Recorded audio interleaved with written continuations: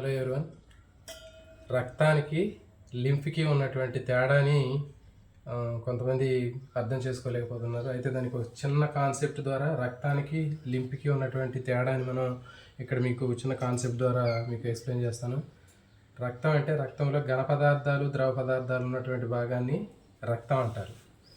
Lymph అంటే ఏంటంటే రక్తంలో ఉన్నటువంటి కేవలం ద్రవ పదార్థాల భాగాన్ని మాత్రమే లింఫ్ అంటారు. అంటే ఘన పదార్థాలు లేనటువంటి రక్తంలో భాగాన్ని లింఫ్ అని చెప్తారు. సో దీనికి ఒక చిన్న ఎక్స్పెరిమెంట్ ద్వారా నేను మీకు ఇది అర్థమయ్యేటట్లు చెప్తాను. సో ఇక్కడ మనం టీ పెడుతూ ఉంటాం. జనరల్గా టీ పెట్టేటప్పుడు మనం దీంట్లో పాలు తీసుకున్నాము, తర్వాత కొన్ని నీళ్లు తీసుకున్నాము, తర్వాత దీంట్లో అల్లం వేసాము, తర్వాత టీ పొడి వేసాము, తర్వాత చక్కెర వేసాము. సో ఇప్పుడు దీంట్లో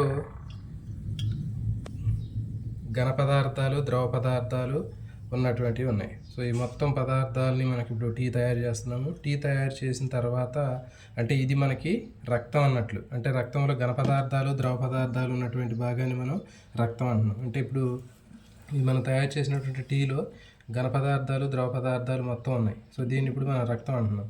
దీన్ని ఇప్పుడు టీ పెట్టిన తర్వాత నేను వడపోస్తాను. వడపోసిన తర్వాత దీన్ని మనం సపరేట్ చేసినప్పుడు వడగట్టిన తర్వాత మనకి ఆ పైన ఉన్నటువంటి ఘన పదార్థాలు మొత్తం పైకి మిగులుతాయి. కింద ఉన్నటువంటి రక్తం మాత్రమే కిందకి ఆ వడపోత గంట ద్వారా మనకి టీ అనేది కిందకి రావటం జరుగుతుంది. ఆ కిందకి వచ్చినటువంటిది ఏంటి అంటే మనకి లింఫ్ అని చెప్తారు. సో దాన్ని మనం తర్వాత చూద్దాం. మనం టీ తయారు చేసిన తర్వాత నెక్స్ట్ ప్రాసెస్ చూద్దాం.